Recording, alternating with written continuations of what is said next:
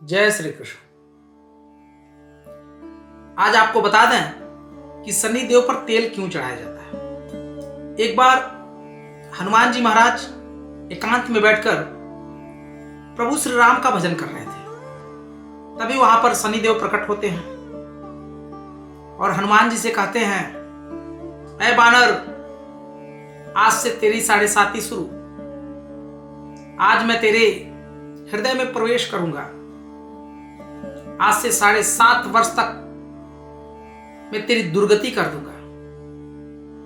हनुमान जी मुस्कुराकर कहते हैं कि ये तो संभव नहीं है। शनिदेव कहते हैं कि क्या तुम्हें हमारे पराक्रम पर भरोसा नहीं है? क्या तुम मुझे जानता नहीं? हनुमान जी कहते हैं, नहीं नहीं महाराज, आप तो बड़े पराक्रमी हैं।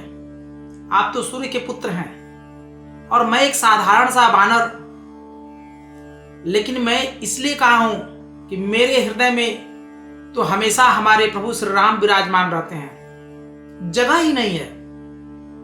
आप हमारे अंदर प्रवेश कैसे करेंगे? अगर जगह होगी तब तो प्रवेश करेंगे। शनिदेव कहते हैं, रुको, अभी मैं तुझे मजा चखाता हूं। और हनुमान जी का हाथ पकड़कर खींचने लगते हैं। हनुमान जी टस से मस नहीं होते।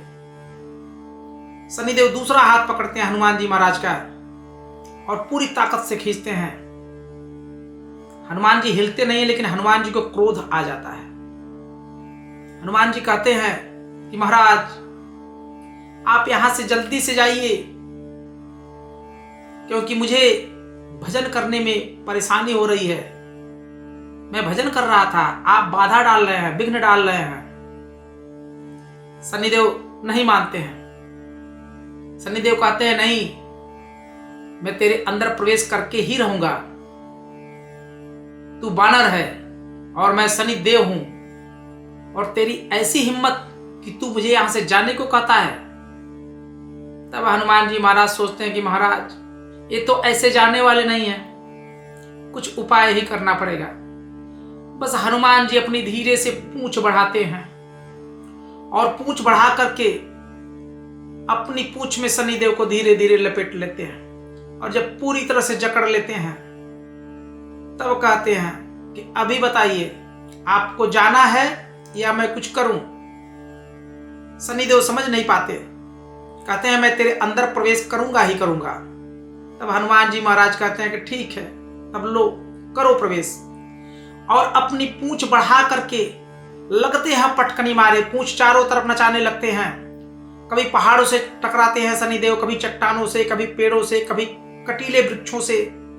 पूरा शरीर उनका छिल गया, पूरे शरीर पे चोटें आ गई। अब शनिदेव सूर्य नारायण को याद करते हैं कि पिता श्री बचाइए।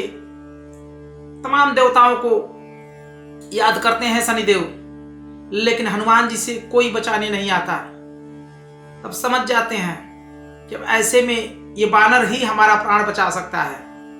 फिर कहते हैं, बानर राज, आप मुझे क्षमा करें, मैं यहां से चला जाऊंगा, आप मुझे छोड़ दें। तब हनुमान जी महाराज का क्रोध शांत होता है और उन्हें फिर से नीचे लेकर के आते हैं, अपनी पूंछ का बंधन हटा लेते हैं।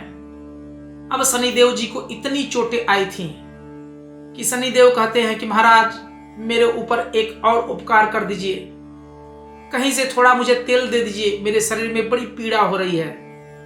हनुमान जी महाराज तेल शनिदेव के पूरे शरीर पर गिरा देते हैं। जब तेल से ठंडक पहुंचती है, शनिदेव को आराम होता है। तब शनिदेव कहते हैं कि हनुमान, आज मैं तुझे एक वरदान देता हूं कि जहां पे तुम्हारी छाया भी होगी, मैं वहां पे नहीं आऊंगा। जो व्यक्ति आपका भजन करेगा, उसके ऊपर मेरे 7.5 और मेरे ढैया का कोई भी असर नहीं होगा, कोई प्रभाव नहीं होगा। और अगर शनिवार के दिन कोई मेरे ऊपर तेल चढ़ाएगा, तेल का दान करेगा, तो भी उसके ऊपर शनि की 7.5 का कोई प्रभाव नहीं होगा। मेरे द्वारा उसके किसी भी बुरे कर्मों का फल उसे प्राप्त नहीं होगा। उसके जीवन में संकट नहीं आएगी, बाधा नहीं आएगी। ऐसा कह करके शनिदेव जी महाराज चले गए। तभी से लोग शनिदेव के ऊपर तेल चढ़ाते हैं, शनिवार के दिन तेल का दान करते हैं और हनुमान जी महाराज का हनुमान चालीसा का पाठ करते हैं। तो ये है शनिदेव पर तेल चढ़ाने की कथा। अगर आपको अच्छी लगी हो, विश्वास है कि अच्छी लगेगी ही, तो आप लोग इसे शेयर जरूर कीजिएगा, कमेंट भी करिएगा। जय श्री कृष्ण।